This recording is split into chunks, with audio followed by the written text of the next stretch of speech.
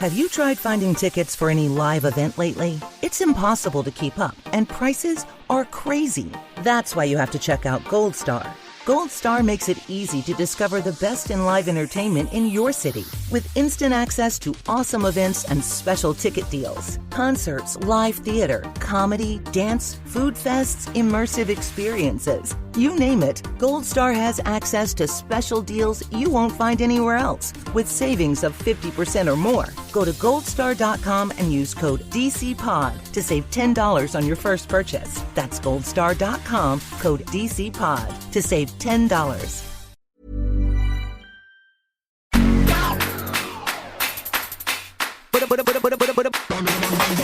Happy New Year, Fat Mascara fam! Woohoo! It's 2023. Let's get this year started. So it's me, Jen, and I promise this is the last time you have to hear my lonely voice because Jess will be back and we will be reunited on Friday for an all-new season of Fat Mascara.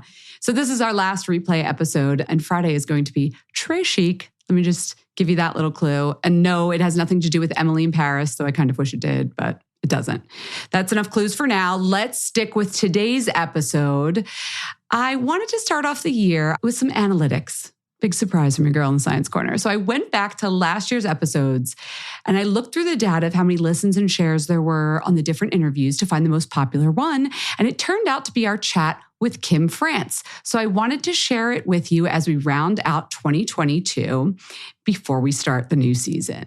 And just to remind you, Kim France, she's a journalist, editor, podcaster. She has worked at so many magazines, Sassy, Spin, New York. She was the founding editor of Lucky magazine. And in 2012, she started Girls of a Certain Age, a blog about style and smarts and shopping for grown-up women. She and author Jennifer Romolini also host Everything is Fine, a podcast for, as they describe it, women on life over 40. It was such an excellent conversation. I am not surprised it was super popular with the Fat Mascara fan, and I am thrilled to share it with you as we wrap up 2022 and get ready for a fresh start on Friday.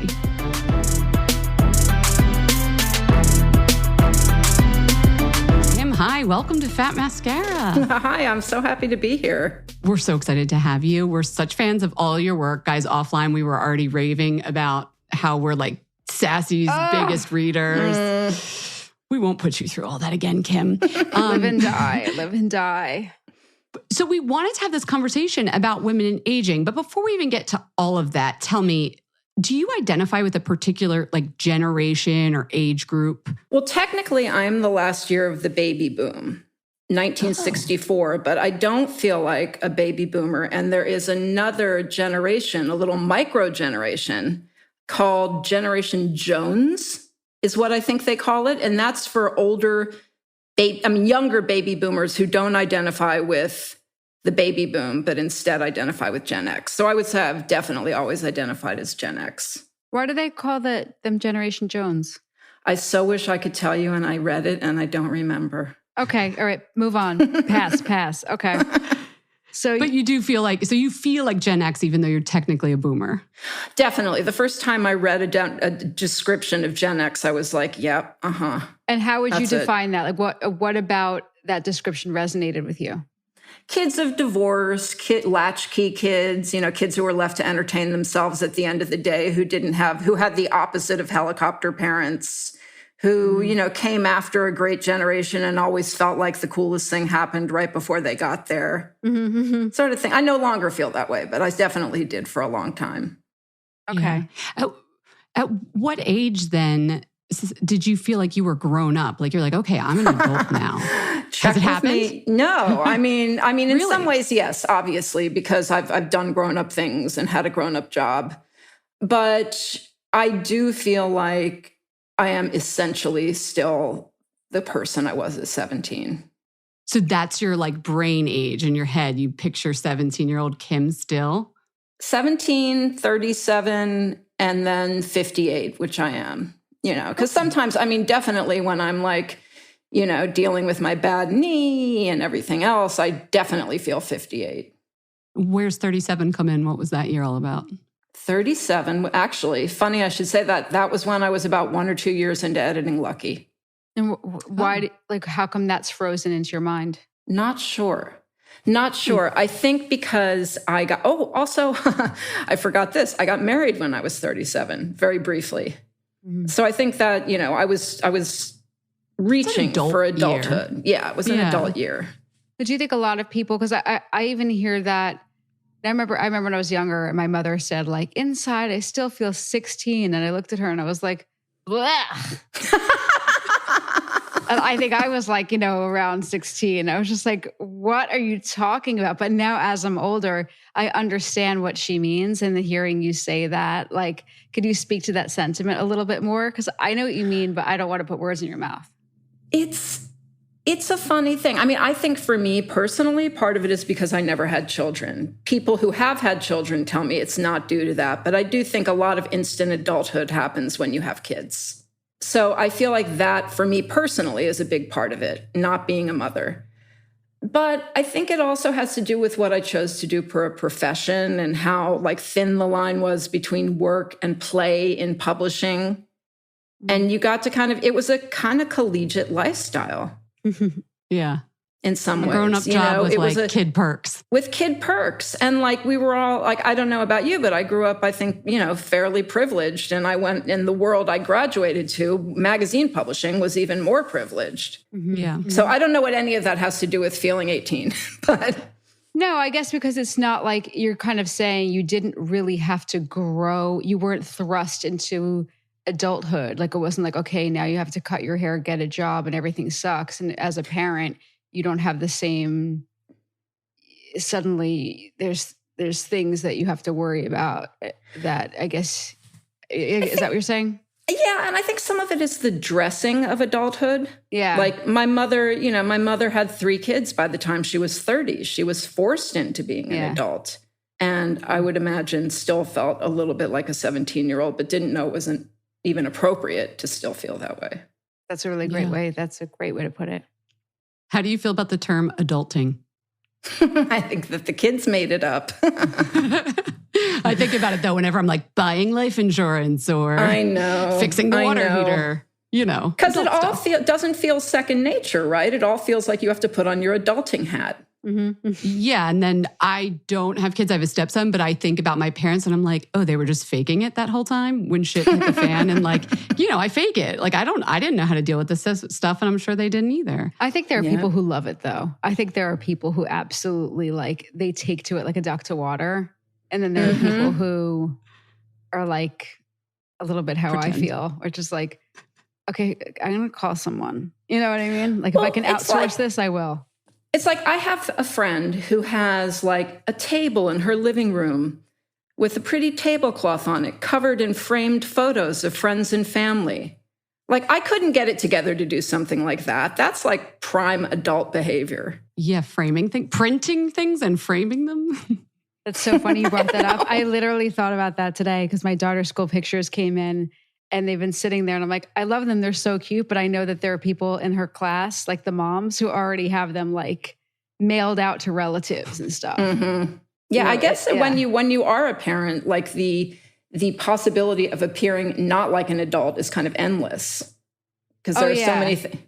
But Jess's daughter's too, so she's easing into it. Yeah, but I just don't know if I can keep that up. But I'm not. Yeah, I'm not trying that hard. Good. But it's just because it's not going to work.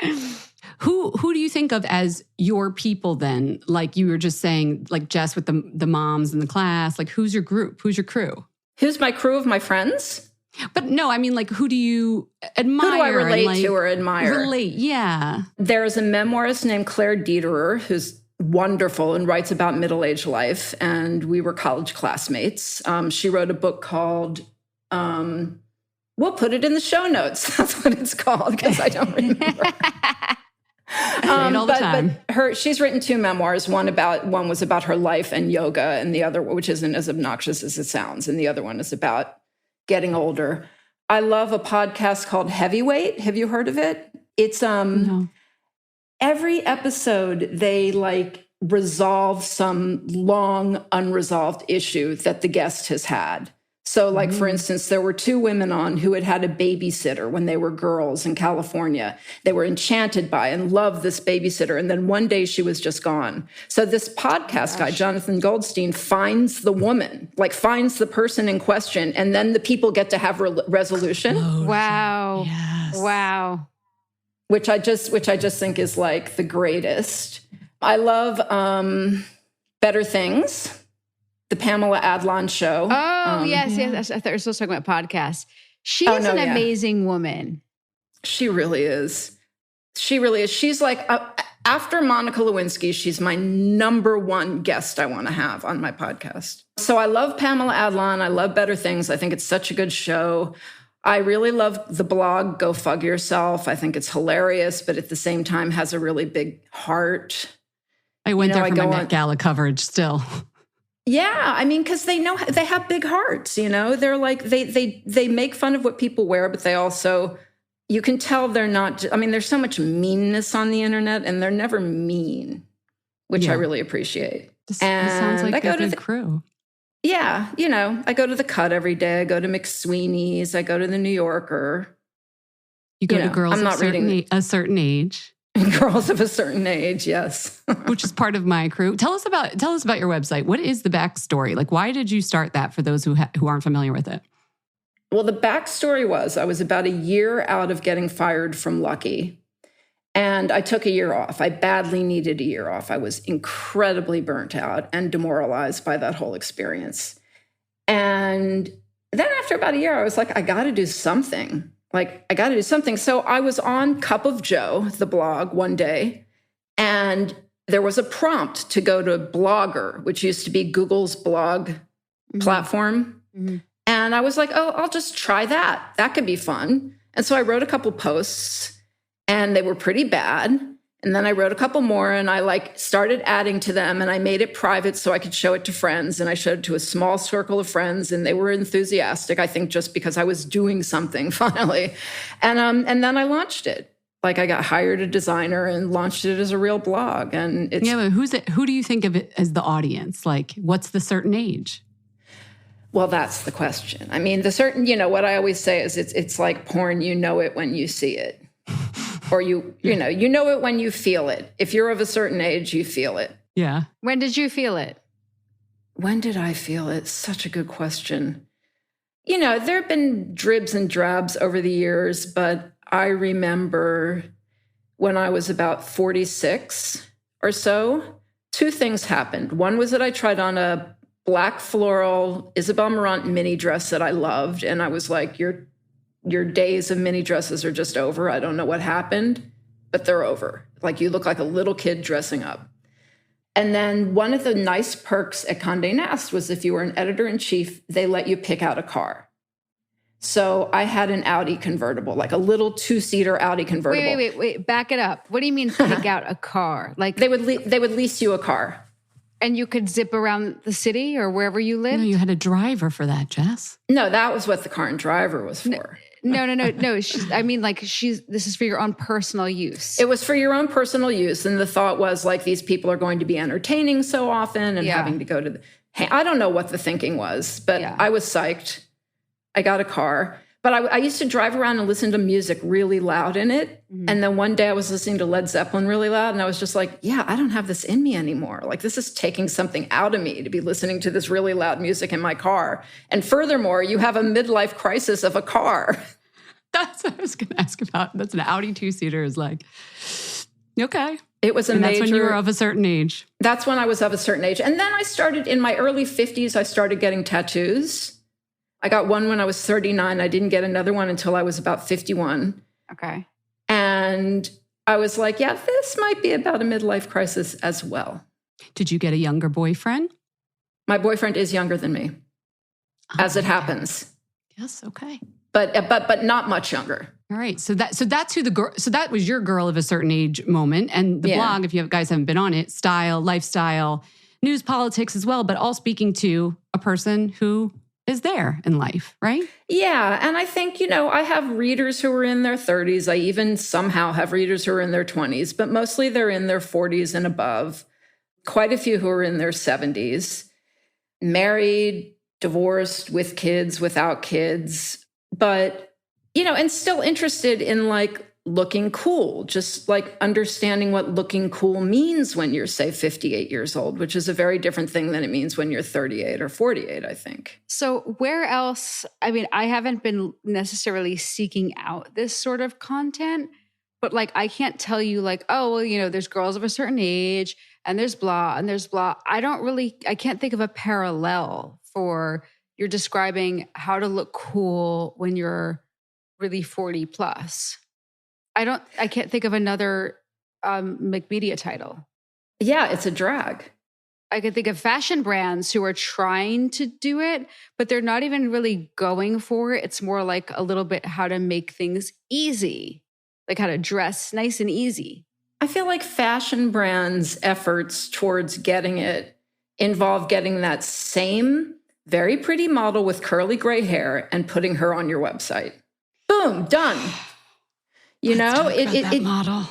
I mean, great. Gray hair is fantastic. It's just like, but I feel like her skin's flawless, by the way. Her skin is flawless and taut. The thing that I think is so frustrating is I feel like people are really tone deaf when it comes to women in their 40s and 50s. They can't see it. It's not that they're tone deaf; they're literal. So if it's like, if somebody's putting together a photo shoot and they're like, we need a woman in her 40s, it's like, well, that's not going to read. What does a woman in her 40s look like?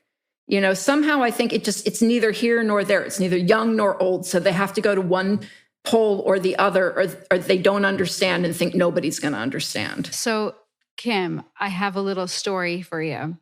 Mm-hmm. So I was working on a story. I have a literal story for you, and you'll appreciate this as a former editor. Well, you're still an editor, but you know what I mean.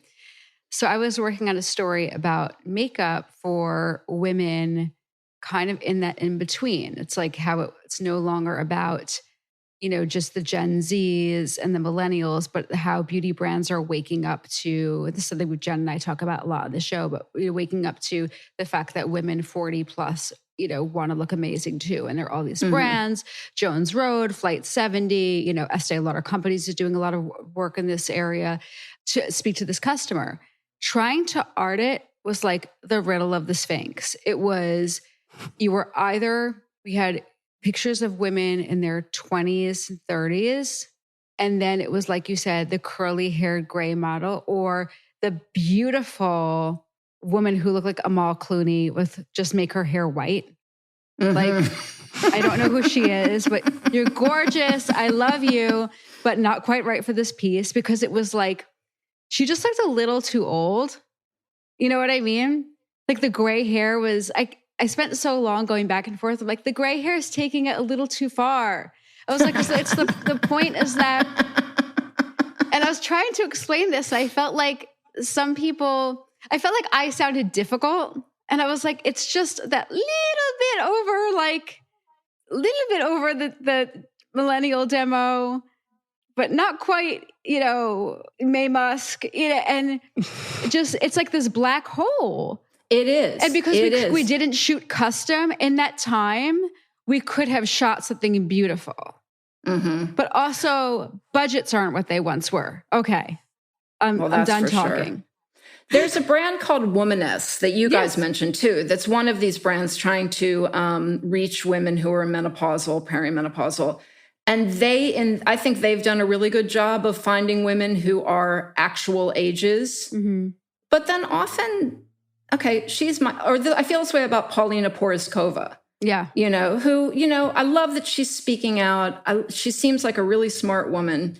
But when she talks about what it's like to feel invisible in her 50s, I think like, you're beautiful. Like you're everybody's type. Like why? I don't need to hear this. But it also makes me realize like, okay, if even Paulina Poroskova feels that kind of invisible, then that's really powerful stuff, You know what somebody said to me once? This is true story. This beautiful editor, shall remain nameless, said to me once, she's like, aging is so hard when you realize that like people just stop looking at you. And I know this is not like a revelation, but she's a very beautiful person. And like another person told me this once too, a very famous surgeon. He was like, aging is very hard for people who have always been used to their looks. And I think think that's true. Yeah. And I think the doctor knows this because they're seeing people, in and out, like who are like freaking out. It's like, oh my God, I've turned 43, now I'm being replaced by 23-year-olds or whatever. But they're hearing those inner thoughts that patient might not say outwardly. But when this editor said that to me, I was like, you're gorgeous. Like, what are you talking about? But I think this was like 15 years ago, she said this to me, just seeing now, like, you're kind of replaced by like a youth culture. She kind of felt like, I used to be that. Now I'm a little bit less visible. Well, you are. I mean, it's so funny. I was in Europe. It was 10 years ago. So I was 48 and I was walking in Amsterdam with my mother. And I was like, Mom, guys are checking me out. And she's like, yeah, they do that in Europe. They're not like we are in America. Like if you're 48, you're not considered over the hill. But it is really poignant. And I think that getting by on their looks is a way women have traditionally known they can get by. So I can see where getting old and losing like phenomenal good looks would be harder than if you just go through life, being reasonable looking. You guys are making me think about there's been like a new, I want to say this is Gen Z and younger millennials are like kind of in love with the much older women and are like, let me learn from them. And I keep noticing that like these women that they are putting up on a pedestal are all like 70 plus. It's just more of the like polarizing of women where we're put into these blocks of ages. And for some reason, like now it's so cool to be Martha Stewart in your garden with your Clé de Peau.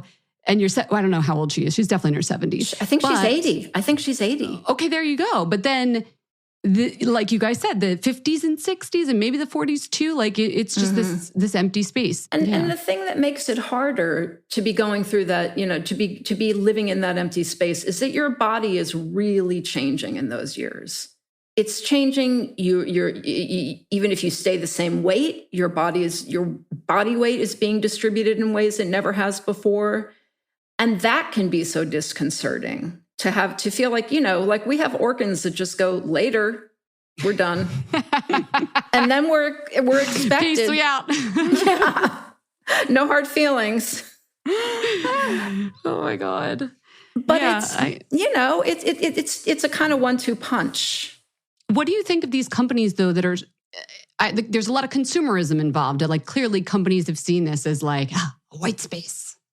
We can help this lady with her incontinence and make it cool. And Womanist is one of those brands, but there's all these other brands that are dealing with menopausal, products that help you with a hot flash. But then afterwards, when your estrogen depleted skin is like this, it's sort of a trend. And I hate calling it a trend, but what do you think of that? It is a trend. I think it is a trend. In the last 3 or 4 years, a lot of businesses have popped up. And I think there's been more, aside from the businesses, there's been more performative exhibition of appropriate looking women, if you know what I mean. Like that blonde, the gray-haired, curly-haired woman. Do you think that's a bad thing though? Like, even if it is performative, is it like, what?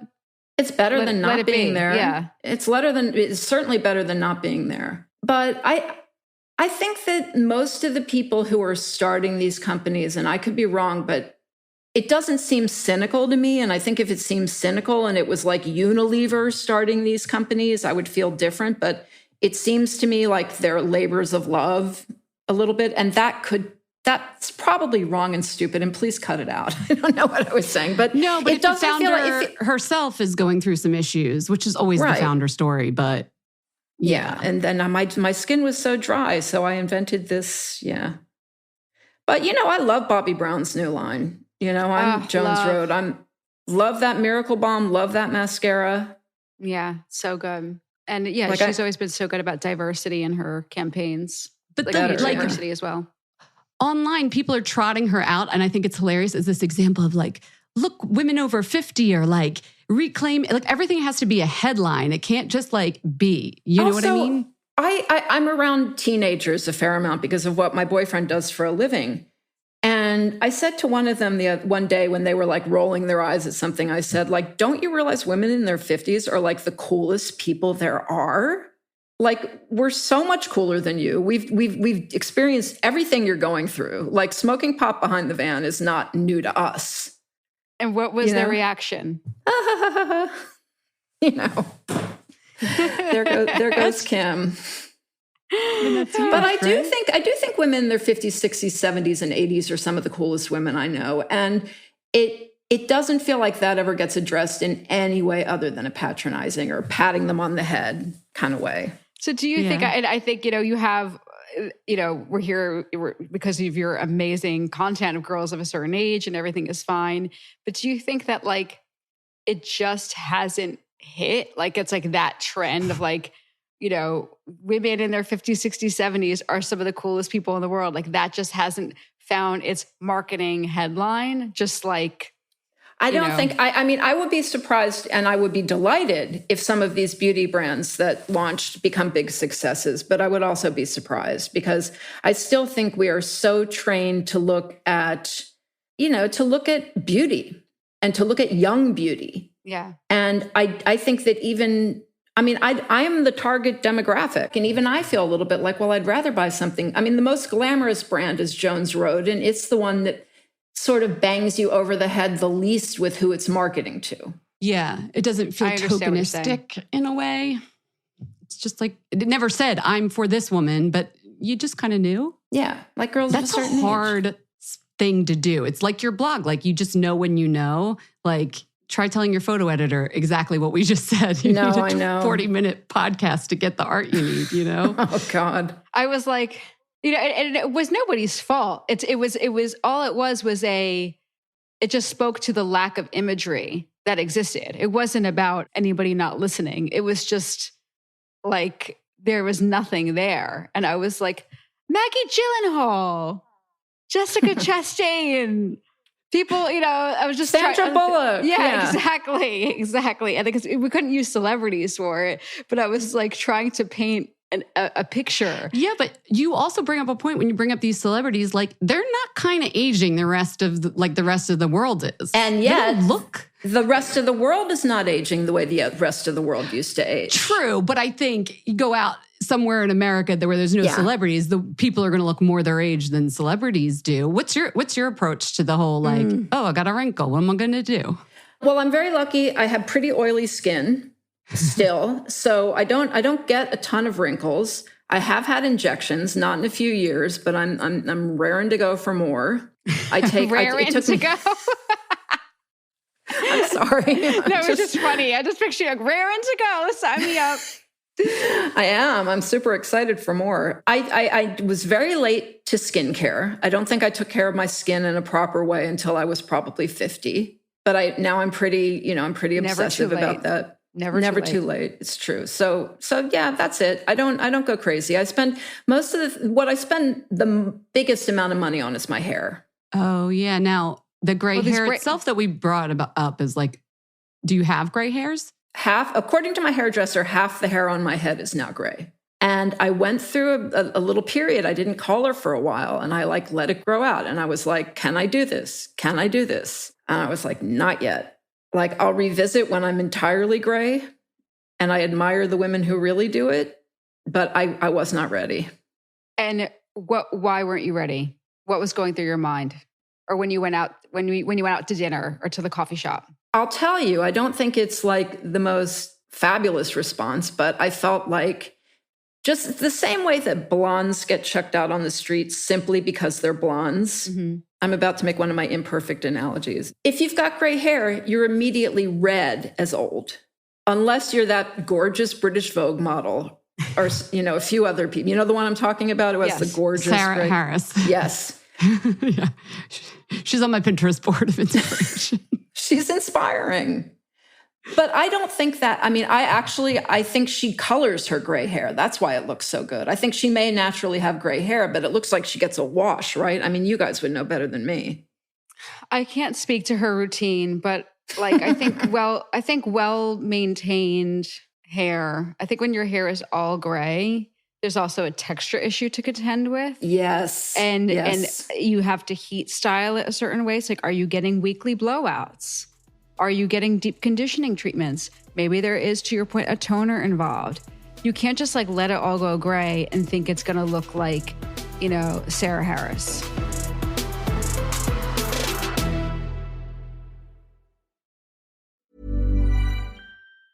Have you tried finding tickets for any live event lately? It's impossible to keep up, and prices are crazy. That's why you have to check out Gold Star. Gold Star makes it easy to discover the best in live entertainment in your city with instant access to awesome events and special ticket deals. Concerts, live theater, comedy, dance, food fests, immersive experiences. You name it, Gold Star has access to special deals you won't find anywhere else with savings of 50% or more. Go to goldstar.com and use code DCPOD to save $10 on your first purchase. That's goldstar.com, code DCPOD to save $10.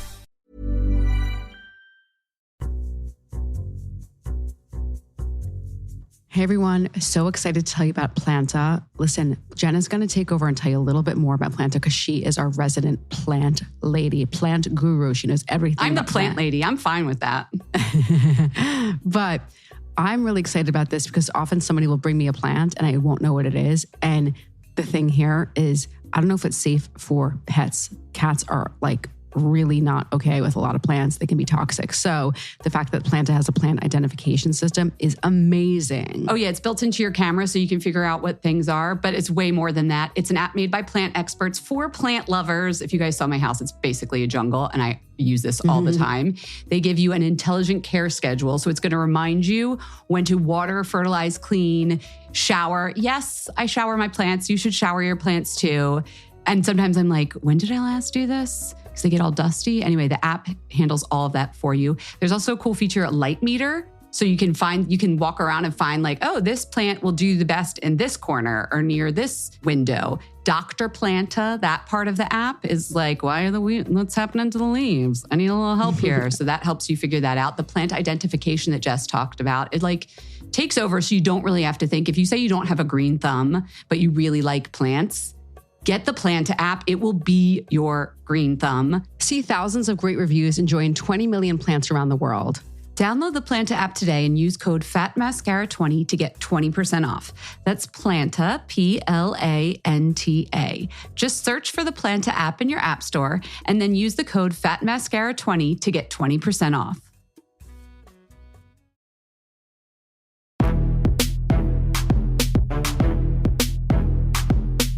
That is a very good point, and I'm glad you made it because that is obviously true. And I think a lot of women do go gray. And just that silly skit on Saturday Night Live this week. Did you see it? Dead. Jen, did you see this skit? Tell me. Take it away, Let's assume Kim. all of our listeners didn't see it either. Take it away, Kim. We're going to post it, please. Okay, I'm going to try to do as good a job as I can. Please jump in. Okay. There were these two women, and they're talking, and they're like, when I'm feeling sassy, I put on my gray pigtails. And they're like, so do we. And there are more women. And they're like, I'm the kind of woman who could have brunch at a winery and then ride off on a motorcycle or something like that. It says, I look like how incense smells. Yes. But it was funny, but it was very much to what we're talking about too, because it's like kooky, crazy. This sounds like the coastal grandma that the millennials are like very into right now. Coastal grandma is like Nancy Meyers, rich bitch. No, this is like, what do they call them? I'm going to say UNESCO girls. That's not what they call them. But it's like you have like a backpack with like a Visco guys. The Visco girls. Thank you. Yes, I knew it wasn't UNESCO. Oh no, I wouldn't even think it's a Visco girl. I think it's like a crunchy, like a I was just helping with the co-op. You know, like it's crunchy granola. And I saw these ladies on the skit, and I was like, they look like I'd love to have a conversation with them. They look like fun, but it's like it's not like sex bomb. It's something different. It's a different effect. The sex piece of it gets so tricky, being able to still come across as a sexual being. Or it's fun. Yeah. You bring it up, but like some of those brands we were talking about, the products are there not to also help with more pleasurable sex and health aside and the reasons that'll change aside, speaking to people about that still feels kind of taboo. Speaking to the fact that women over mother-bearing or like childbearing age have sex, I think it feels taboo in this country. What do you think? I would like to think it's changing, but I don't think it's changing much. I think that the women who are still allowed to kind of be seen as sexual beings are the ones who like are famous and have had injections and have, and do get like weekly oxygen facials or whatever the thing is now. Yeah. Though this brings up another point that I wanted to ask you about. Remember another sketch? You remember Amy Schumer's Last Fuckable Day? Yes, of course. That's like classic. That's like the template. That's like the blueprint for everything we're talking about. I looked that up because we were having this conversation. I was thinking about it. That was 7 years ago. Amazing. I don't know what's happened to time in the last. It's like a weird warp. But do you think that would still be funny today? Like, is it still relevant, or are we like are we sort of moving past that? Oh, we won't move past that. I don't think we'll move past that.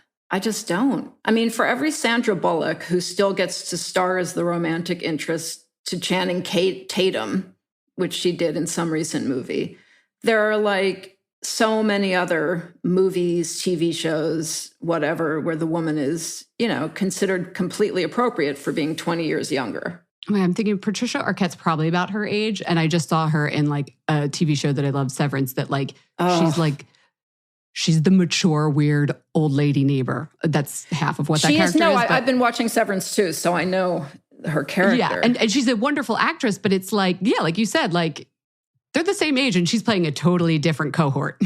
Right. And could you see someone who looks like Patricia Arquette, like in, an ad or something? Like it would be hard because it's a little, the way that people who do these things see them, I think she's a little here nor there. She doesn't look old. She doesn't look young. As we circle back to the original conundrum. So what would you do? Do you think that this needs to change? Like, do you ever feel like I'm left out of the conversation, other than like starting your blog and having a website where we talk about or your podcast where you talk about these things? Mm-hmm. Would you feel patronized if a company started like directly speaking to you in that cool girl way? It depended how good they were at it. I'm probably Bobby has done a good job at Bobby's done a good job, but she also like, a thing I used to always say about Lucky magazine was it was a magazine about shopping, but it wasn't about shopping. Like we didn't have articles about like fighting over the last Fendi bag at the sample sale. And we didn't use language like shop till you drop. Like it was obviously what it was. And I think the same thing is true of Bobbi Brown's line. Like it works because she's Bobbi Brown, but also because like it's somehow she's attracting. It's not making you feel like, oh, I'm old, so this is my product for my old self. Well, she's always been about her. She's always been about her and like authentic beauty and embracing who you are. I think that her bobbiness shines through the line. If it was just a line by like Joe Schmo, I don't think it would do so well. Yeah, you're probably right. What do you think about, the Allure magazine banned the word anti-aging a couple of years ago now, I think. Does that word bother you when it applied to beauty products? It doesn't bother me, but I know it does bother some people. I just think like why I use every one of my beauty products for its anti-aging properties. Like please don't take that away from me. Do you get feedback from some of your Condé colleagues about girls of a certain age? I have. I mean, at the beginning I did, and people were pretty nice about it. But or maybe not even Condé, but I just mean people who are from that world. Because what you're doing is something that is really, I think, much more. I think it's just it's more daring than I think a major corporation. Like a major corporation is not putting out girls of a certain age. Yeah.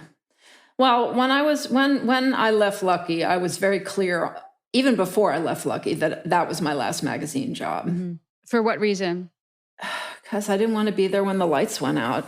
I was just, and as an editor-in-chief, it was just really depressing to see how much of my time was spent trying to come up with alternative forms of revenue. I mean, you guys know, you were there. It just, my job from when I started to when I left, I mean, it was about 90% being an editor when I started and probably about 30% being an editor when I left, because there were just so many other concerns and everybody saw what was coming down the road and nobody at Condé Nast knew what to do about it. Mm-hmm. You're not a chief content and revenue officer? I know.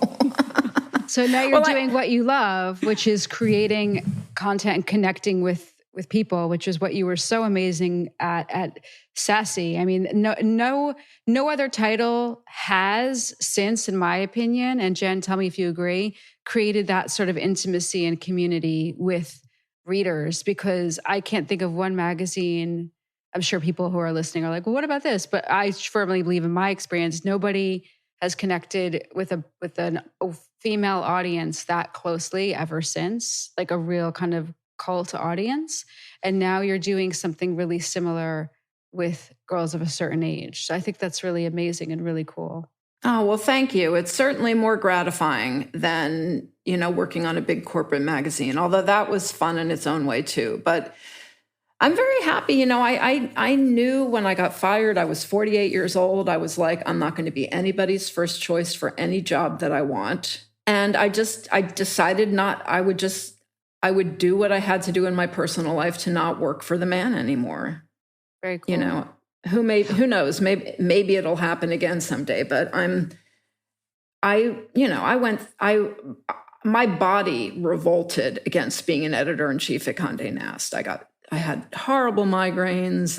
It was a great opportunity in many, many ways, but I was not particularly well suited for it constitutionally. Yeah.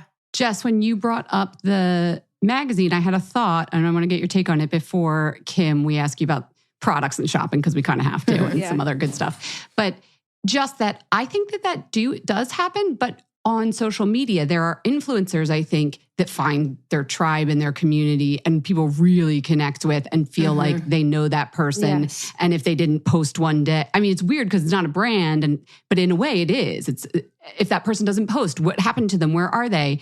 And these communities are much smaller than a community like Sassy's readership would have been. No, maybe not. I don't know what their readership was. Some of them aren't smaller, but certainly Cup of Joe is massive. There are some that are massive. Yeah, so it's almost like it's not the same analogy because this is a totally different medium, but I think that's where people find their tribe now. Yeah, a little bit. Yeah, it's so much. I mean, stuff. I think that is. I mean, we've been talking about getting older, but I do think that's one of the great things about being young now. Because Sassy was so important because it had to exist then. It doesn't have to exist now. There's so many ways for teenagers to find people like them. There might not be a place that gives them the information they got from Sassy or, our charming personalities. But I do think that you can find your people so much more quickly now. Sure. Yeah. So Kim, as a girl of a certain age, I'm putting you in that group right now, since you named it. What beauty products are really speaking to you besides Jones Road? Like, what are you into these days? Besides Jones Road, okay, I'm going to pronounce it wrong, but there's a hair product line. I heard your recent. It's Sachajuan. You were right when you said it. Sachajuan. Yeah, okay. I heard your last podcast. I have horrible hair. My hair is like, are either of you Jewish? Like, my hair is my mishigas. It's my it's awful. And so I lost a lot of hair. A bunch of hair fell out because I had a horrible Japanese straightening treatment in the aughts when everybody was doing that. Yes. And that ruined your hair? Ruined my hair. It made my hair. Have you spread the word about, I'm not trying to take down a business, but did you tell people? This was years ago, but they still had formaldehyde probably. It took me a while to realize that that's why my hair fell out. Okay. I thought I was on some medication at the time. I thought maybe it was that. I thought it was stress of the job. But when I look back on it, it seems almost for sure that it was that Japanese straightening. So I have extensions, but I have curly hair. So I have curly natural hair and straight extensions because I blow it out. Thing. Yeah. It's a whole fucking thing. It's a whole thing. It's a time suck. It's such a time suck, and I'm really tired of it. But the only thing I dislike more than doing it is what I look like with thin curly hair. No, I get it. So I do it. So the Sachajuan is, I've used many, many products, and it's the best. It's the best. If you have frizzy hair, it just smooths it out. Well, which product exactly? Which exact thing? They're moisturizing shampoo. Okay. Then a conditioner that has a name like Super Duper Ultra Conditioner or something. Okay. It's just their deep conditioner. And then their serum. Okay. I love their serum. So that's one thing. Szechuan Stan. I love it. Szechuan. I love it. Szechuan. Let's see. What are my other products? Oh, Kosas. I love Kosas. Like the skin products, the foundation. The skin product. I use the tinted oil. The skin tint, yeah. Mm-hmm. The skin tint. I like it a lot. You don't like it so much. I feel like it's the Isabel Marant of makeup. Oh my God, that's so good. A little bit, that's right? so Isn't good. it? I feel so shamed. The beauty editors shamed my choice. No, I'm not shaming anything. I'm just listening. I'm just kidding. I'm kidding. I've seen Isabel Marant many times on your website. Oh no, I'm not. Oh no. I think what you said was on the money. I think that it was a very good. I just feel embarrassed because I didn't feel like I was clued into the. Oh no, it's cool. And let's see what else. I use a lot of Drunk Elephant products on my skin. Okay, it works for you. Works for me. Okay. Yeah, those are my main beauty products. I have yet to find an eyeliner that will stay on my skin. Yeah. Like I found a Shiseido one that kind of works, but because I have like oily lids, eyeliner doesn't stay on. You know what I tried recently that's pretty good? It's not a new product by any means. It's an old product. The Chanel Longwear eyeliner is pretty good. It's like a twisty.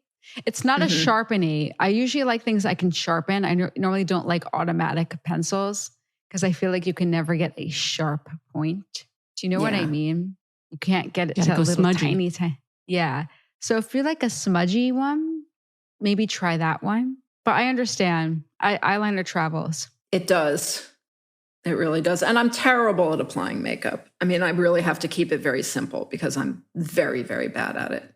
I doubt you're very, very bad, but like maybe just keeping it simple with just like a little smudge and a lip. I have a question for you guys because I hear from people that women should wear less makeup the older they get. And I don't agree with this. You and Christopher Buckle. He's our patron saint here at Fat Mascara. You have to listen. First of all, he's Mariah Carey's makeup artist, so we have to give her some background. This man is Mariah Carey's makeup artist. He also has been working a lot with Jessica Chastain. He worked with her at award season. He did, when she won the award, he did her makeup. Blake Lively. He is fabulous. I love his work, but I also love him and like the way he speaks and all of his isms. He was on the show twice. We love him that much. And he talked about when as a woman gets older, and he's not like, as a woman gets older, like wagging his finger. He's just speaking from experience. He's like, your face loses color, so you have to add it back. More blush. You need to line your lips because your lips lose definition. More, grab a liner. Everything is very like logic-based and pragmatic. It's not like out of a place of like nastiness. It's just like makes sense. So when I was listening to it, I remember walking down the street. I remember where I was. I was like, oh my God, that's why I look like crap. But at the same time, I also do feel like I understand the less is more philosophy too, because sometimes I look great with like, I look great. I look better with a little bit like of like a Jones Road, the new foundation, a couple dabs, a little mascara, and you're out the door. That looks better than poorly applied lot of makeup. I guess it's like what you're capable of. I'm going to do like one of those Kim analogies. That's sort of a mixed analogy. Okay, you know how there used to be the fashion rule, don't wear white after Labor Day or whatever it was? Yes. And we all laugh now because that's ridiculous. I think when that rule came up of use less makeup as you get older, the makeup was shit. It was like pancakey. It was Max Factory, heavy. It would settle into lines. Powder was everywhere. When's the last time you've seen a powder compact come out of a purse? You know what I mean?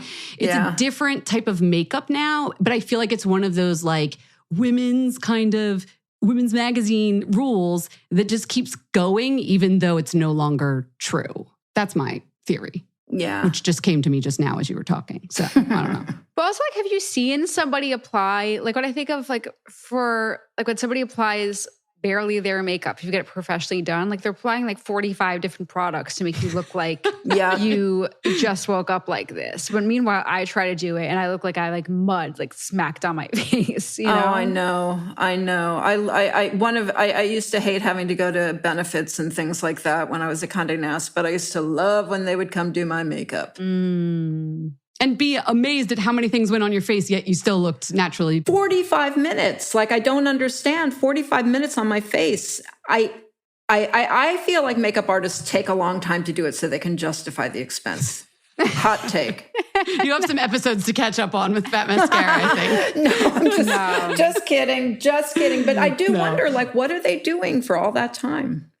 They're not just slapping it on. They're perfecting. They're doing They're laying primer. it up gently and Right. not just slapping it on. But it is a good point.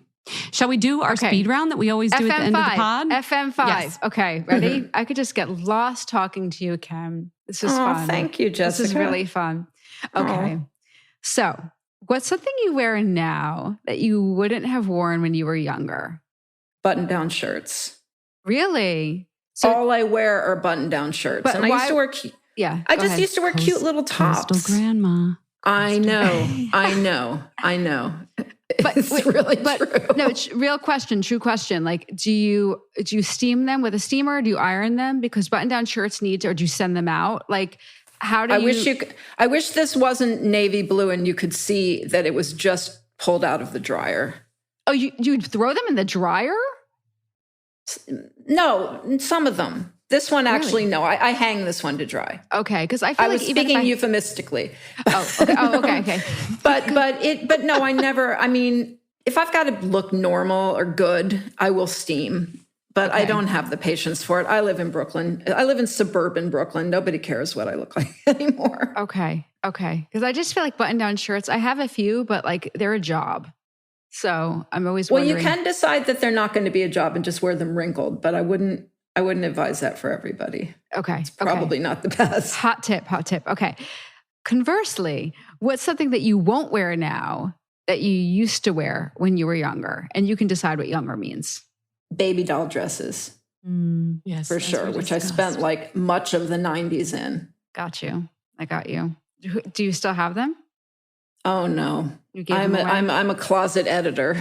Oh, okay. Cool. Oh, that you could actually say that two ways. I'm a closet editor or I'm a closet editor.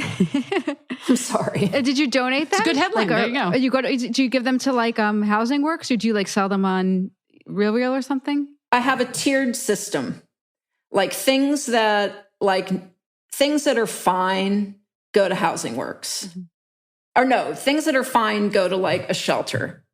Mm-hmm. Things that are nice but not like designer go to Housing Works. Mm-hmm. And then like my fancy designer clothes, of which I have precious few anymore, go to the Real. Yeah. Got it. Okay. Biggest beauty mistake you've ever made? That was the Japanese hair straightening for sure. Yes. I'm sorry. That's painful.